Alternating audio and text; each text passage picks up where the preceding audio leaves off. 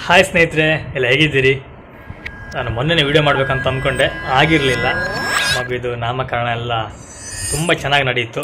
ತೊಟ್ಲು ಶಾಸ್ತ್ರ ಎಲ್ಲ ತುಂಬ ಚೆನ್ನಾಗಿ ನಡೀತು. ತುಂಬ ಜನ ಬಂದಿದ್ರು, ಗೆಸ್ಟೆಲ್ಲ ಹೇಳಿದವರು ಆಲ್ಮೋಸ್ಟ್ ಎಲ್ಲ ಬಂದಿದ್ದಾರೆ. ಆ ದಿನ ಬೇರೆ ಫಂಕ್ಷನ್ ಇರೋದ್ರಿಂದ ಸ್ವಲ್ಪ ನಮಗೆ ಆ ಕಡೆ ಆಯಿತು.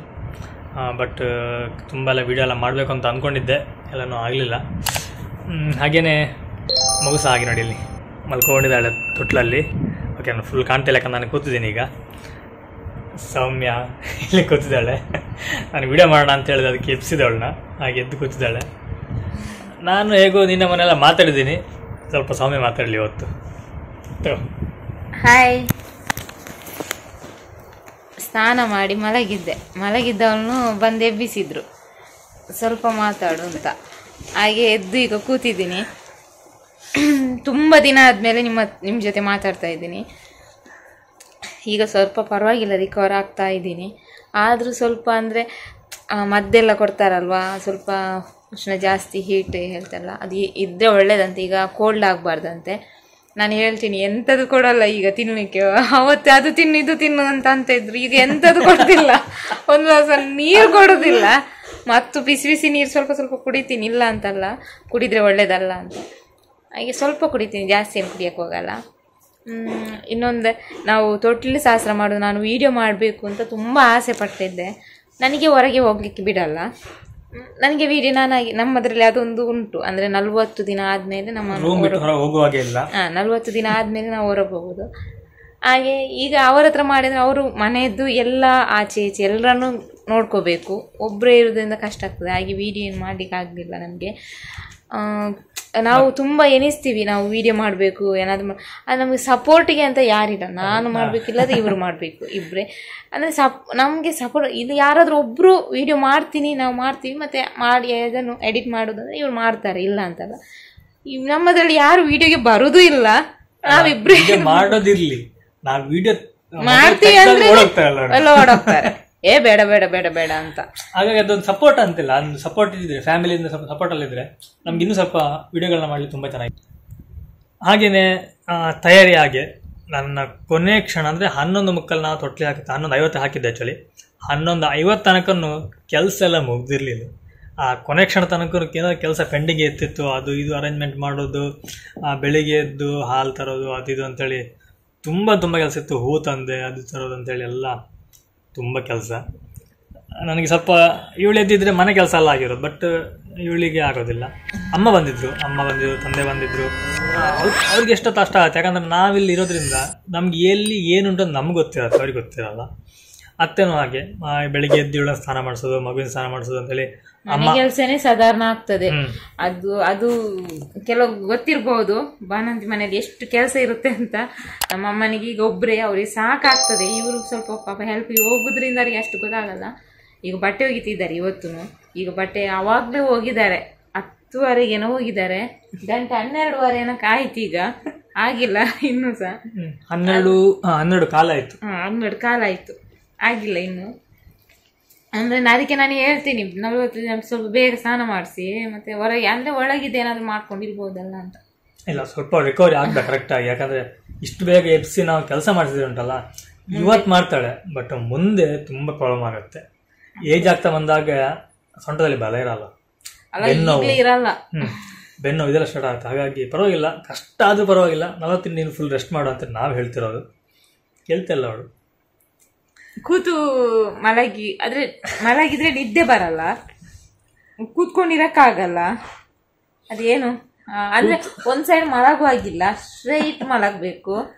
ತುಂಬಾ ಉಂಟು ಅದು. ಸ್ವಲ್ಪ ಅವಳಿಗೆ ಕೂತು ಸಹ ಒಂದು ಸಮಸ್ಯೆ, ಇನ್ನೊಂದು ನಾವು ಕೆಲಸ ಮಾಡ್ತೀವಲ್ಲ, ಅದು ಸಹ ಬೇಜಾರು ಅನ್ಸುತ್ತೆ ಅವಳಿಗೆ.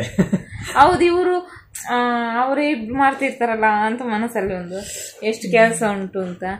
ಆಕ್ಚುಲಿ ಅಮ್ಮ ಒಂದು ಸ್ವಲ್ಪ ನಿಲ್ತೀನಿ ಅಂತ ಹೇಳಿದ್ರು, ಬಟ್ ಪ್ರಾಬ್ಲಮ್ ಏನಂತಂದ್ರೆ ಅಲ್ಲಿ ತಂಗಿದಾಳೆ, ಅವಳಿಗೆ ಶಾಲೆ ಹೋಗ್ಬೇಕು, ತಂದೆ ಕೆಲಸ ಹೋಗ್ಬೇಕಲ್ವಾ. ಬೆಳಿಗ್ಗೆ ಅವ್ರು ಬೇಗ ಹೋಗ್ತಾರೆ, ತುಂಬಾ ಕಷ್ಟ ಆಗ್ತದೆ. 7 ಗಂಟೆಗೆ ಎದ್ದು ಹೋಗೋದು, ಕೂತ್ರೆ 7 ಗಂಟೆಯಿಂದ 3 ತನಕ ಕೆಲಸ.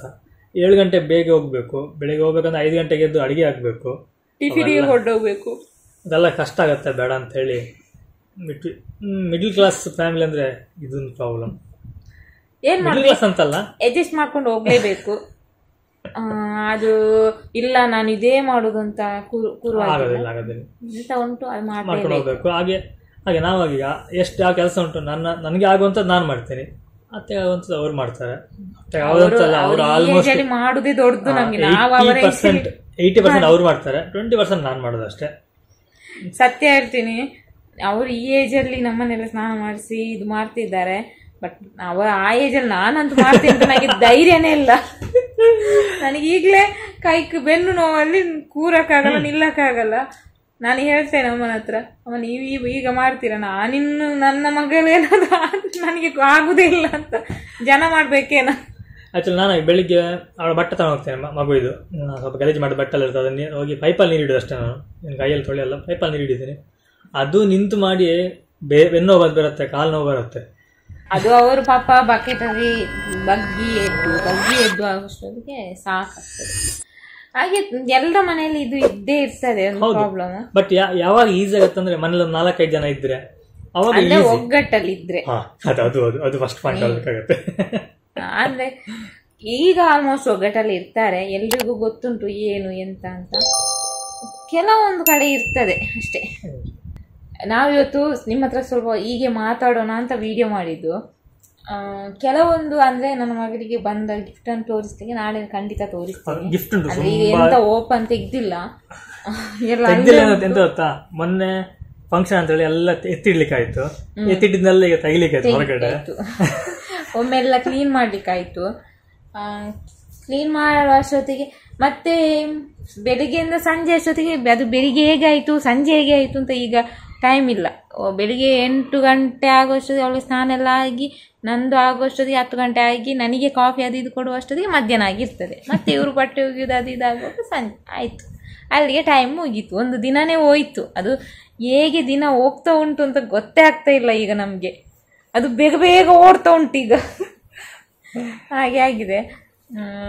ನಂದು ಕೆಲವರು ಕೇಳಿದ್ರು ಹೇಗೆ ಆಯ್ತು ಏನು ಅಂತ. ನಂದು ನಾರ್ಮಲ್ ಡೆಲಿವರಿ ಆಗಿದ್ದು ಅಂತ ಮೊನ್ನೆ ವಿಡಿಯೋದಲ್ಲಿ ಹೇಳಿದ್ದೆ, ನಾರ್ಮಲ್ ಡೆಲಿವರಿ ಆಗಿದ್ದು ಅಂತ. ಪೇಯ್ನ್ ಇರ್ತದೆ, ಕೆಲವರು ಗೊತ್ತಿರ್ಬೋದು, ಗೊತ್ತಿಲ್ಲದವರಿಗೆ ಹೇಳ್ತಿದ್ದೀನಿ. ಪೇಯ್ನ್ ಇರ್ತದೆ, ಇಲ್ಲ ಅಂತಲ್ಲ, ಆದರೆ ಸಿಸೇರಿಯನ್ಗಿಂತ ಆಗ್ಬೋದು ಅಂತ ಅಷ್ಟೇ. ಸಿಸೇರಿಯನ್ ಅಂದರೆ ತುಂಬ ಒಂದು 6 ತಿಂಗಳು ರೆಸ್ಟ್ ಬೇಕು ಅಂತ ಮೊನ್ನೆ ವಿಡಿಯೋದಲ್ಲೇ ಹೇಳಿದ್ದೆ ನಾನು.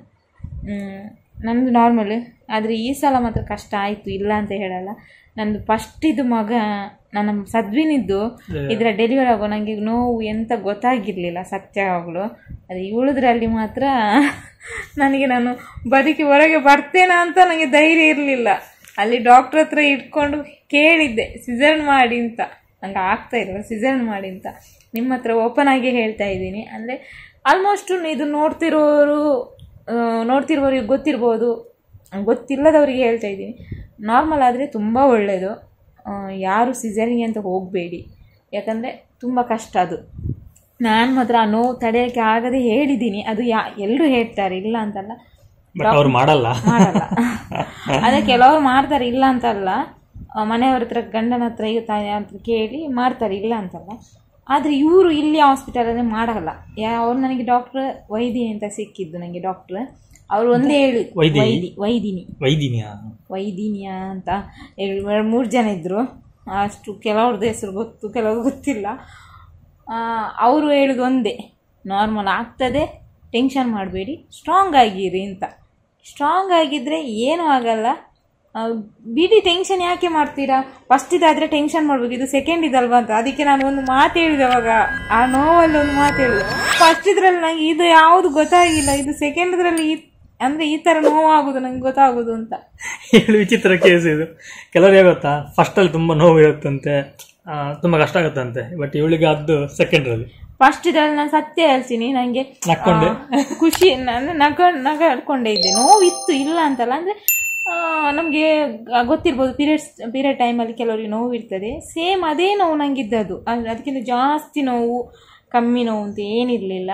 ಹಾಗೆ ಅದೇನು ಅಷ್ಟು ನನಗಿದಾಗಿರಲಿಲ್ಲ. ಆದರೆ ಇದರಲ್ಲಿ ಮಾತ್ರ ನಾನು ಅದರ ಒಳಗೆ ಹೋಗಿ ಮಲಗಿಸಿದ್ದಾರೆ. ಅದು ಡೆಲಿವರಿ ಆದವರಿಗೆ ಗೊತ್ತಿರ್ಬೋದು, ಡೆಲಿವರಿ ರೂಮಲ್ಲಿ ಬೆಲ್ಟ್ ಚೆಕಪ್ ಅಂತ ಇರ್ತದೆ. ಆ ಬೆಲ್ಟನ್ನು ಹಾಕಿ ಚೆಕಪ್ ಮಾಡ್ತಾರೆ. ಅಂದರೆ ಹೊಟ್ಟೆಗೆ ಬೆಲ್ಟ್ ಹಾಕ್ತಾರೆ, ಸ್ಕ್ಯಾನಿಂಗ್ ಮಾಡ್ತಾರೆ. ಸೇಮ್ ಅದು ಗೊತ್ತಿರ್ಬೋದು, ಗೊತ್ತಿಲ್ಲದವರಿಗೆ ಹೇಳ್ತಿದ್ದೀನಿ ಅಷ್ಟೇ. ಅದನ್ನು ಮಾಡಿ ಅದು ಗುಯ್ ಅಂತ ಸೌಂಡ್ ಮಾಡ್ತಾ ಇರ್ತದೆ. ಅದು ಸೌಂಡ್ ಮಾಡುವಾಗ ನನಗೆ ಎಲ್ಲಿ ಭಯ ಜೋರು ಆಗ್ತಾ ಉಂಟು ಎಲ್ಲಿ ಅಂತ. ಆದಮೇಲೆ ನೋವು ಜಾಸ್ತಿ ಆಗೋದು, ಒಂಥರ ಸೌಂಡ್ ಜಾಸ್ತಿ ಮಾಡ್ತದೆ ಕಮ್ಮಿ ಮಾಡ್ತದೆ, ಅದು ನನಗೆ ಅಷ್ಟು ಗೊತ್ತಿಲ್ಲ ಅದ್ರ ಬಗ್ಗೆ. ಆದರೆ ಆ ಸೌಂಡಿಗೆ ನಾನು ತುಂಬ ಭಯಪಟ್ಟಿದ್ದೀನಿ ಡೆಲಿವರಿ ಆದ ನಂತರನೂ. ಅದು ಸೌಂಡ್ ಆಗುವ ನನಗೆ ತುಂಬ ಇಲ್ಲಿ ಕೈಕಾಲೆಲ್ಲ ನಡ್ತಾ ಇತ್ತು, ಯವ್ವ ಎಂತ ಅಂತ. ಆಮೇಲೆ ಮತ್ತೆ ನನಗೆ ಸಿಸ್ಟರ್ಸ್ ಎಲ್ಲ ಪಾಪ ಸಿಕ್ಕಿದ್ದು, ತುಂಬ ಒಳ್ಳೆಯವರು. 4-5 ಜನ ನನ್ನ ಪಾಪ ಇಟ್ಕೊಂಡಿದ್ರು.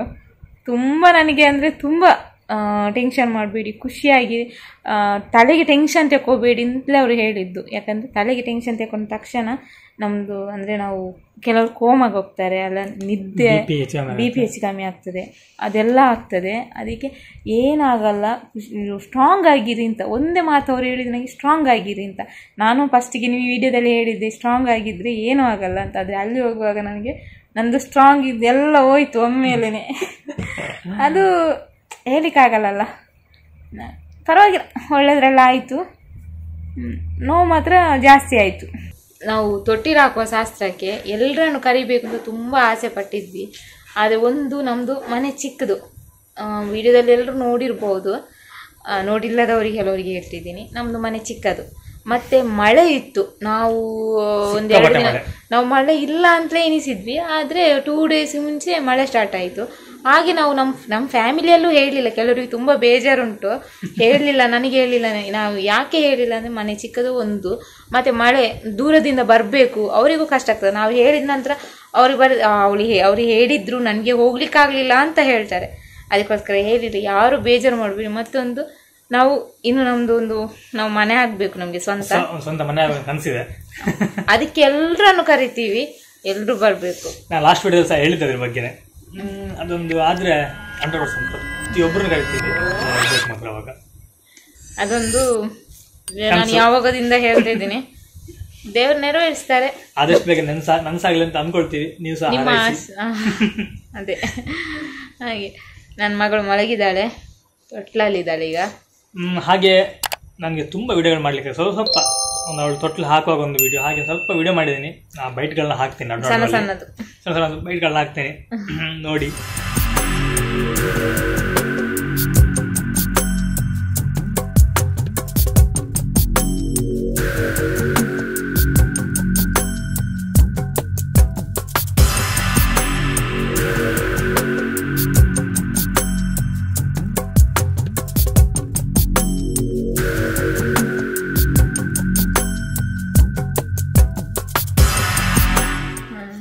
ಸಪೋರ್ಟ್ ಮಾಡಿ. ಯಾಕಂದರೆ ನಾನು ಇನ್ನು ಕೆಲಸಕ್ಕೆ ಹೋಗಲ್ಲ ಅಂತಲೇ ಡಿಸೈಡ್ ಮಾಡಿದ್ದೀನಿ. ನೋಡಬೇಕು ಮತ್ತೆ ಏನಾಗ್ತದೆ ಅಂತ ಗೊತ್ತಿಲ್ಲಲ್ಲ. ನಮ್ಮ ಕೈಯಲ್ಲಿ ಯಾವುದಿಲ್ಲ, ನಾವು ಎನಿಸೋದು ಒಂದು, ಆಗೋದು ಇನ್ನೊಂದು. ಅಂದರೆ ನಾವೊಂದು ಎನಿಸಿರ್ತೀವಿ ಈಗೀಗೆ ಮಾಡಬೇಕು ಅಂತ, ಏನಾಗ್ತದೋ ಗೊತ್ತಿಲ್ಲ. ಏನಾಗ್ತದೋ ಆಗಲಿ, ನಾವು ಅದೇ ಇದರಲ್ಲಿ ನಡ್ಕೊಂಡು ಹೋಗೋದು ಅಷ್ಟೇ. ಕಷ್ಟ ಸುಖ ನಡೆಯೋ ದಾರಿ ಚೇಂಜ್ ಮಾಡಲಿಕ್ಕಿಲ್ಲ, ಅದ್ರಲ್ಲಿ ನಡ್ಕೊಂಡು ಹೋಗೋದೇ. ಹಾಗೆ ನೋಡಬೇಕು ಇನ್ನು ಏನು ಅಂತ. ಇನ್ನೊಂದು 40 ದಿನ ರೆಸ್ಟ್ ಅಲ್ಲಿದ್ದೀನಿ, ಆಮೇಲೆ ಡಿಸೈಡ್ ಆಗುತ್ತೆ. ಆಮೇಲೆ 3 ತಿಂಗಳಾಗಬೇಕು. 3 ತಿಂಗಳಂತೂ ಕೆಲಸಕ್ಕಂತೂ 100% ಹೋಗೋದಿಲ್ಲ ಅವಳು. ಅದಾದ ನಂತರ 3 ತಿಂಗಳಲ್ಲ, ನಾನು ನನ್ನ ಮಗ 3 ವರ್ಷದ ನಂತರ 3 ವರ್ಷದ ತನಕ ನಾನು ಕೆಲಸಕ್ಕೇ ಹೋಗಿಲ್ಲ. ಯಾಕಂದರೆ ಅವರಿಗೂ ಒಂದು ತಾಯಿ ಪ್ರೀತಿ ಸಿಗಲ್ಲ ಹೊರಗಡೆ ಇದ್ದರೆ ಮಕ್ಕಳಿಗೆ. ನನಗೂ ಅಷ್ಟೇ, ನನ್ನ ಮಗ ಬಿಟ್ಟು ಇರಲಿಕ್ಕೆ ನನಗೂ ಆಗಲ್ಲ. ಆದ್ದರಿಂದ ಡೌಟೇ. ಇವಾಗ ಕೆಲವು ಸಿಚುವೇಶನ್ ವಿಧಿ ಇಲ್ಲ, ಯಾಕಂದ್ರೆ ಕಮಿಟ್ಮೆಂಟ್ ಜಾಸ್ತಿ ಇದೆ, ನಮಗೆ ತುಂಬ ಇದೆ ಕಮಿಟ್ಮೆಂಟ್. ಮಂತ್ ಎಂಡ್ ಆಗೋಗ ಉಂಟಲ್ಲ, ತಲೆ ಎಲ್ಲ ಸಿಡಿದು ಹೋಗುತ್ತೆ, ನಿದ್ದೆ ಬರಲ್ಲ, ಅಷ್ಟು ಕಮಿಟ್ಮೆಂಟ್ ಇದೆ. ಅಂದರೆ ಇವಳಿಗೆ ಕೆಲಸ ನಿಲ್ಲಿಸಿದ್ಲು, ನಮ್ಮದು ಹೀಗೆ ಅದು ಈ ಥರ ಇಲ್ಲ, ಹೀಗೆ ಆಗ್ತಾ ಇರ್ತದೆ. ಹಾಗಾಗಿ ನಮ್ಮದು ಈಗ ಸದ್ಯಕ್ಕೆ ನಾವು ಯೂಟ್ಯೂಬ್ ಮೇಲೆ ಸ್ವಲ್ಪ ಡಿಪೆಂಡ್ ಆಗಿದ್ದೀವಿ. ನೋಡೋಣ ಏನಾಗ್ತದೆ. ಹಾಗೇನಿಲ್ಲ, ಯೂಟ್ಯೂಬ್ ಮೇಲೆ ಡಿಪೆಂಡ್ ಆಗಿ ನಂಗೆ ಸ್ವಲ್ಪ ಇನ್ನೊಂದು ಪ್ಲಸ್ ಅಂತಂದರೆ ನಮ್ಮ ಸೋಪಿ ಸ್ವಲ್ಪ ಆರ್ಡರ್ ಚೆನ್ನಾಗುಂಟು, ತುಂಬ ಜನ ಸಪೋರ್ಟ್ ಮಾಡ್ತಿದ್ದಾರೆ. ಹಾಗೆಯೇ ನಮ್ಮ ಮಾಡಿದಂಥ ಒಂದು ಪ್ರಾಡಕ್ಟ್ ತುಂಬ ಜನಕ್ಕೆ ಇಷ್ಟ ಆಯಿತು. ತುಂಬ ಜನ ಕೊಟ್ಟಂಥ ದುಡ್ಡಿಗೆ ಮೋಸ ಇಲ್ಲ ಅನ್ನೋದು 100% ಗೊತ್ತಾಗಿದೆ. ಹಾಗಾಗಿ ಅದೊಂದು ನನಗೊಂದು ಅದರಲ್ಲಿ ಮತ್ತೊಂದು ಖುಷಿ ಆಗೋದು, ನಮಗೆ ಆರ್ಡರ್ ಮಾಡಿದವರೇ ಪುನಃ ಮಾಡ್ತಿದ್ದಾರೆ. ಅದೊಂದು ತುಂಬ ಖುಷಿ. ಅಂದ್ರೆ ಕೆಲವರು ಸಪೋರ್ಟ್ ಮಾಡ್ತಾರೆ, ಇಲ್ಲ ಅಂತಲ್ಲ, ಕೆಲವರು ಮಾಡಲ್ಲ, ಅಂದ್ರೆ ಗೊತ್ತಿಲ್ಲ. ಯಾಕಂದ್ರೆ ನಾವು 100 ಜನದಲ್ಲಿ 100 ಜನ ನಮ್ಮ ಪ್ರಾಡಕ್ಟ್ ಇಷ್ಟಪಡ್ಬೇಕು ಅಂತ ಹೇಳೋದು ನಮ್ಮ ಸ್ವಾರ್ಥ ಆಗುತ್ತೆ. ಕೆಲವು ಇಷ್ಟ ಆಗುತ್ತೆ, ಒಂದು 5 ಜನಕ್ಕೆ 10 ಜನಕ್ಕೆ ಇಷ್ಟ ಆಗಲ್ಲ, ಏನು ಮಾಡ್ಲಿಕ್ಕೆ ಆಗೋದಿಲ್ಲ ನಾವು. ಅದು ಮಾರ್ಕೆಟೇ ಹಾಗೆ, ಯಾರೇ ಮಾಡಿ ನೀವು ಏನೇ ಒಂದು ಐಟಮ್ ಕೊಡಲಿ ಅಥವಾ ನೀವು ಏನೇ ಒಂದು ಕೆಲಸ ಮಾಡಿ ಅದು ಎಲ್ಲರಿಗೂ ಇಷ್ಟ ಮಾಡಲಿಕ್ಕೆ ಸಾಧ್ಯನೇ ಇಲ್ಲ. ಓಕೆ, ಮಾತಾಡಿದ್ರೆ ತುಂಬಾ ಉಂಟು, ಮತ್ತೆ ನಿಮ್ಗೆ ಬೋರ್ ಆಗ್ಬೋದು ಎಂತ ಇವ್ರದು ಅಂತ, ಅದಕ್ಕೋಸ್ಕರ ಜಾಸ್ತಿ ಎಳಿಯಲ್ಲ, ಸಾಕಿಷ್ಟೇ.